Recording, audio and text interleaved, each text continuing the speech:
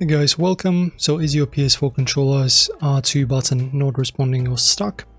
In this quick guide, we will tell you how to fix it in just a couple of minutes, whether it's a hardware issue or a software glitch. So we will get this amazing, beautiful controller up and running again. So let us begin. Okay, so first, let us rule out a simple glitch.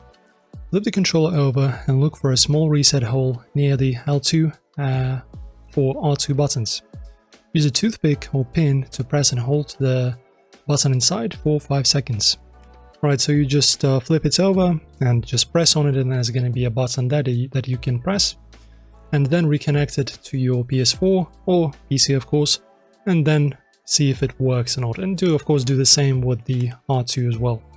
Alright, if the button feels stuck or mushy, that might be the issue. Grab a can of compressed air and blow around the R2 or L2 triggers. You can also use a Q-tip lightly dampened with isopropyl alcohol and clean around the edges. Let it dry and then test again. Right, if cleansing doesn't help, the R2 spring might be dislodged or broken. You'll need to open the controller carefully using a small Phillips screwdriver. Once opened, check if the spring behind R2 is in place, or if the rubber dome under the trigger is damaged. So basically, the way your controller works, we have two springs right over here, so that they make sure that it bounces back. As you can see, when I press on it, it bounces back. If the spring is broken, you press on it, it stays there and does not come back. So for this reason, you need to do this step.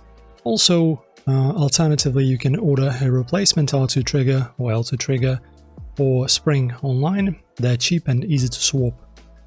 Just search for PS4 R2 trigger repair kit. If you're not comfortable opening it, a local repair shop can usually fix it fast. So if none of this works, the same issue persists, it might be on the motherboard level, and in that case, replacing the controller is your best bet. So hopefully one of these tips and steps will help you out.